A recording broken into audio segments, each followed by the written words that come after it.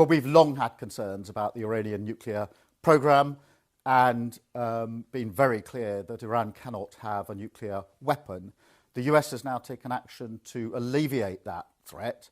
It is important that we now de-escalate the situation, stabilise the region, and get the parties back around the table to negotiate. And I've been speaking with international leaders this morning to that end. So I want to reassure the British public that we're doing everything we can to stabilise the situation, to de-escalate the situation, and to get to a negotiated outcome.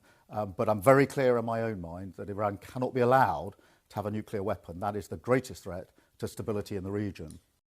Well, my focus is on de-escalating the situation. I accept your challenge that there is a risk of escalation. That's a risk to the region. It's a risk beyond the region. And that's why all our focus has been on de-escalating, getting people back around to negotiate what is a very real threat in relation to the nuclear programme. In relation to the UK, we were not involved in the attack. We were given due notice, as we would expect as close allies to the US, and we have been moving assets to the region to make sure that we're in a position to protect our own interests, our personnel and our assets, and of course those of our allies.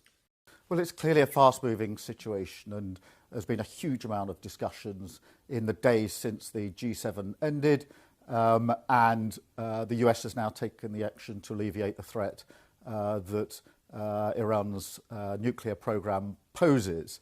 My position throughout has been as a calling for de-escalation, to get people around the table to negotiate a better outcome diplomatically.